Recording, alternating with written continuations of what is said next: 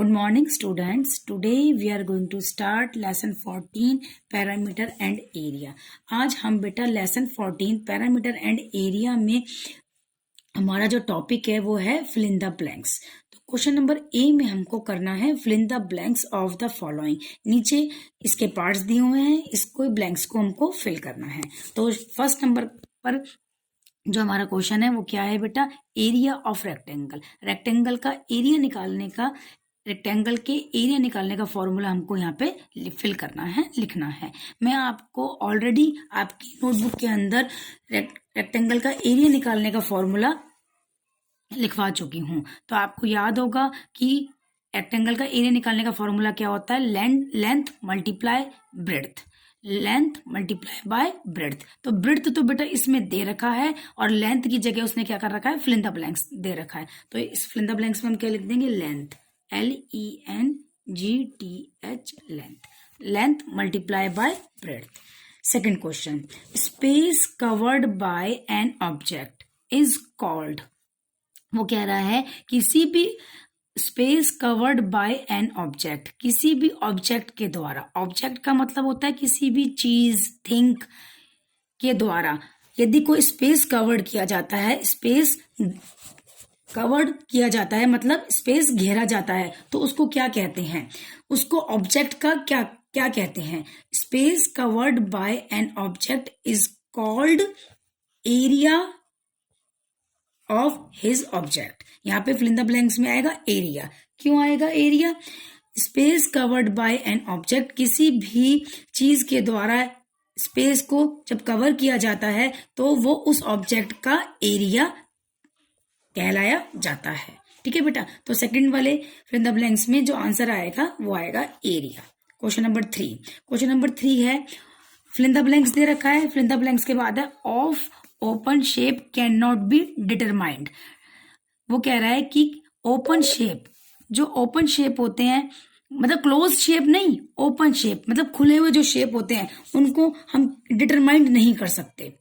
Determined करने का मतलब क्या है बेटा, करना है. ठीक है बेटा. तो इसका मतलब यहाँ पे ये है कि ओपन शेप का जो पैरामीटर है, इस फिल इन द ब्लैंक्स में क्या आंसर आएगा बेटा, पैरामीटर आएगा.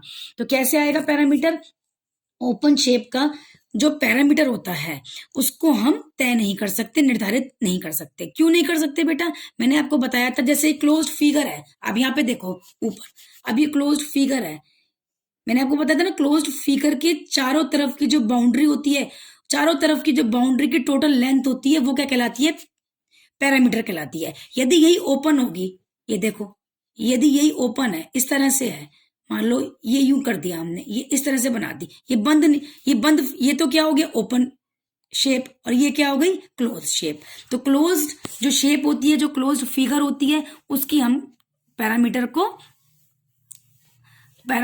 फाइंड कर सकते हैं. लेकिन जो ओपन शेप होती है उसके पैरामीटर हम फाइंड आउट नहीं कर सकते. क्यों नहीं कर सकते, क्योंकि ये ओपन है. अब यहां से तो इसकी नाप दे ही नहीं रखी ना, इसकी मेजरमेंट दे ही नहीं रखी, तो आप उसकी पैरामीटर कैसे निकालोगे. तो वही क्वेश्चन नंबर 3 में दे रखा है. क्या दे रखा है कि पैरामीटर, यहाँ पे लिख रही हूं बेटा मैं, पैरामीटर ऑफ ओपन शेप.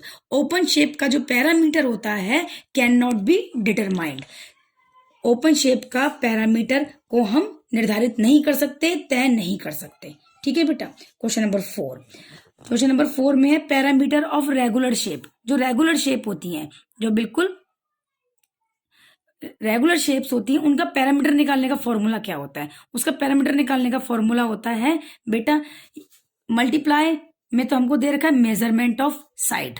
जैसे बेटा रेगुलर शेप से मतलब क्या है, रेगुलर शेप से मतलब है, जैसे मान ले, ये मान के चलो कि मैंने आपको इक्विलेटरल ट्राइंगल बताया, ये इक्विलेटरल ट्राइंगल है, मतलब इक्विलेटरल ट्राइंगल का जो ये साइड है वो भी 4 सेंटीमीटर है, ये भी 4 सेंटीमीटर है, और ये भी 4 सेंटीमीटर है. ठीक है बेटा. इक्विलेटरल ट्राइंगल के तीनों साइड जो है 4 सेंटीमीटर के हैं, मतलब तीनों जो साइड्स हैं आपस में बराबर हैं. तो अब ये कौन सी शेप हो गई, ये रेगुलर शेप में आ गई. इनके तीनों जो साइड्स हैं, तीनों साइड्स आपस में क्या है, बिल्कुल इक्वल हैं. तीनों साइड्स जिसकी इक्वल हो रही हैं, सेम हो रही हैं, तो वो क्या हो गया, रेगुलर शेप हो गया ना बेटा, रेगुलर शेप. तो रेगुलर शेप का फॉर्मूला निकालने, रेगुलर शेप का पैरामीटर निकालने का फॉर्मूला क्या होगा?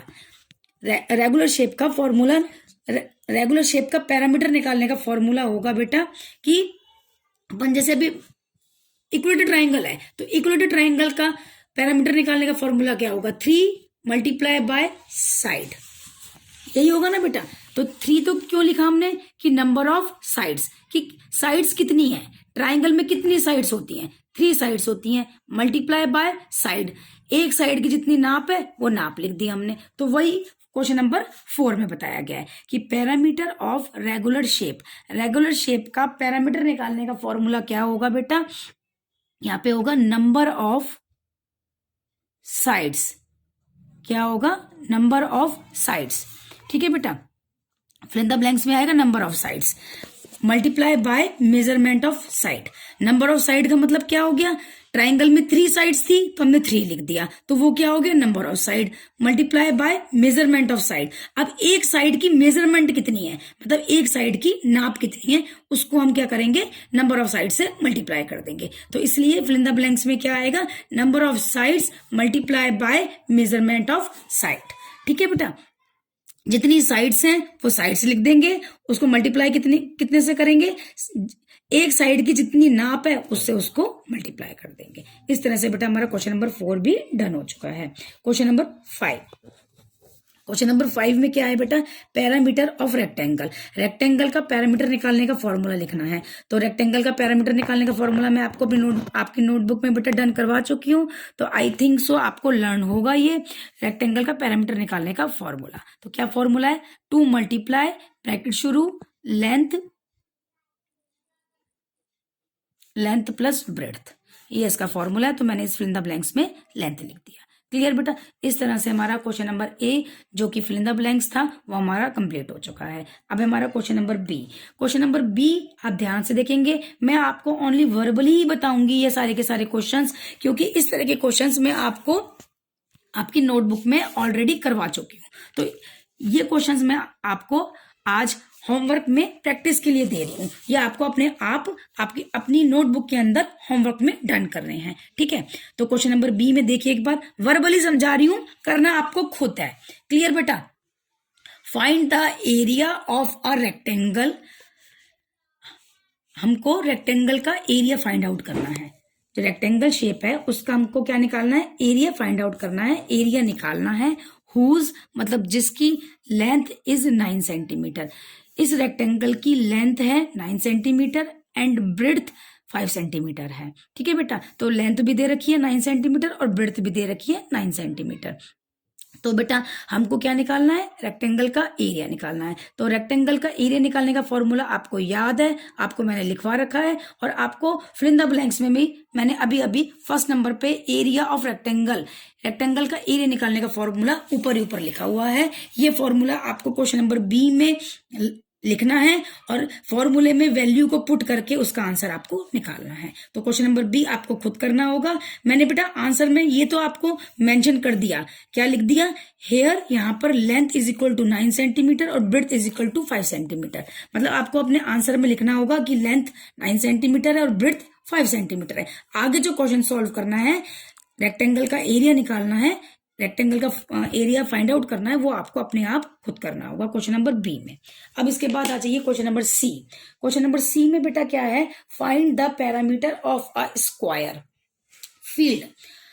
आपको क्या फाइंड करना है? क्या फाइंड आउट करना है? The parameter of square, square field मतलब एक फील्ड है, एक खेत है, स्क्वायर शेप में है, जो एक फील्ड, एक जगह है जो स्क्वायर शेप की है, उसको आपको क्या निकालना है? पैरामीटर निकालना है। क्या निकालना है बेटा? पैरामीटर निकालना है, ठीक है। तो स्क्वायर फील्ड का पैरामीटर निकालने का फॉर्मूला आपको आता है, मैंने आपको लिखवा रखा है। स्क्वायर फील्ड का मतलब, स्क्वायर फील्ड से मतलब क्या हो गया? स्क्वायर का ही, स्क्वायर फील्ड से मतलब स्क्वायर का पैरामीटर निकालने का फॉर्मूला आपको मालूम है कि क्या होता है। तो आपको क्वेश्चन नंबर सी भी आपको खुद ही करना है। इसकी साइड आपको दे रखी है, स्क्वायर की एक साइड आपको दे रखी है 24 मीटर। क्लियर बेटा? तो आंसर में मैडम मैंने ये तो आपको मेंशन कर दिया, side of square field, square field की साइड लिख दी आपको मैंने 24 metre, parameter of a square field. अब स्क्वायर फील्ड की आपको पैरामीटर का फॉर्मूला आपको खुद लिखना है। स्क्वायर फील्ड का फॉर्मूला, स्क्वायर फील्ड का पैरामीटर निकालने का जो फॉर्मूला है आपको खुद लिखना है, और इसके फॉर्मूला लिखने के बाद उसमें वैल्यू पुट करनी है, और वैल्यू पुट करके सारा अपने आप सॉल्व करना है। तो क्वेश्चन नंबर सी भी आपको अपने आप नोटबुक के अंदर डन करना है। अब आ जाइए बेटा question number D. Question number D में बेटा क्या है, find the area of a square. आपको क्वेश्चन नंबर डी में स्क्वायर का एरिया निकालना है। तो स्क्वायर का एरिया निकालने का फॉर्मूला भी आपको लिखवाया हुआ है, आपको याद होगा। तो इसकी whose side is 24 centimetre, square की जो साइड दे रखी है वो 24 सेंटीमीटर दे रखी है। ठीक है, तो यहाँ पे मैंने आंसर में खाली ये तो मेंशन कर दिया है, ओनली यही मेंशन किया है मैंने कि साइड ऑफ स्क्वायर, स्क्वायर की साइड कितनी है, स्क्वायर की साइड है हमारी 24 सेंटीमीटर, ये मैंने आपको आंसर में मेंशन कर दिया। बाकी आपको जो एरिया ऑफ स्क्वायर का फॉर्मूला है, एरिया ऑफ स्क्वायर निकालने का जो फॉर्मूला है वो आपको खुद लिखना है, फिर उस फॉर्मूले के अंदर वैल्यू को पुट करना है, और वैल्यू को पुट करके पूरे आंसर को सॉल्व खुद ही करना है आपको। ऐसे क्वेश्चन मैं आपको पहले करवा चुकी हूं, इसलिए कुछ क्वेश्चंस को आपको प्रैक्टिस के लिए दे रही हूं।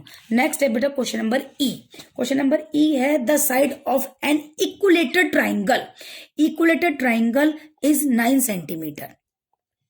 ठीक है बेटा, ये भी मैं आपको इक्विलेटरल ट्राइंगल का पैरामीटर निकालने का फॉर्मूला और इस तरह का क्वेश्चन भी मैं आपको पहले से ही करवा चुकी हूं, है ना। तो आई थिंक सो इस क्वेश्चन को भी आप अपने आप कर लेंगे। तो the side of an equilateral triangle is 9 centimetre. Equilateral triangle का एक साइड का जो मेजरमेंट है, जो नाप है, वो कितना है, 9 सेंटीमीटर। मतलब इक्विलेटरल ट्राइंगल की एक साइड कितने सेंटीमीटर की है, 9 सेंटीमीटर की है। फाइंड इट्स पैरामीटर, आपको क्या करना है, इसका पैरामीटर निकालना है। तो parameter of the equilateral triangle, तो आपको पहले क्या लिखना है, इक्विलेटरल ट्राइंगल का पैरामीटर का फॉर्मूला लिखना है। इक्विलेटरल ट्राइंगल का पैरामीटर निकालने का फॉर्मूला क्या होता है, मैं आपको लिखवा देती हूँ एक बार, क्योंकि आप लोग कंफ्यूज ना हो जाए, इसलिए इसका फॉर्मूला मैं लिखवा देती हूँ। 3 मल्टीप्लाई बाय साइड, इस तरह से फॉर्मूला मैंने आपको लिखवा दिया है। इस फॉर्मूले में आप वैल्यू पुट अपने आप करोगे।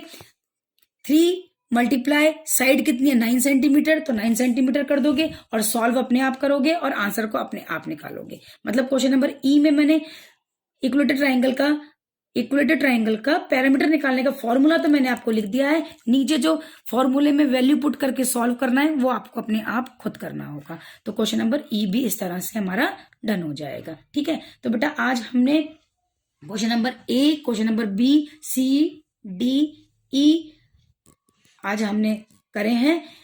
अगर आपको इनमें कोई प्रॉब्लम हो, ask me any time. Okay bye बेटा।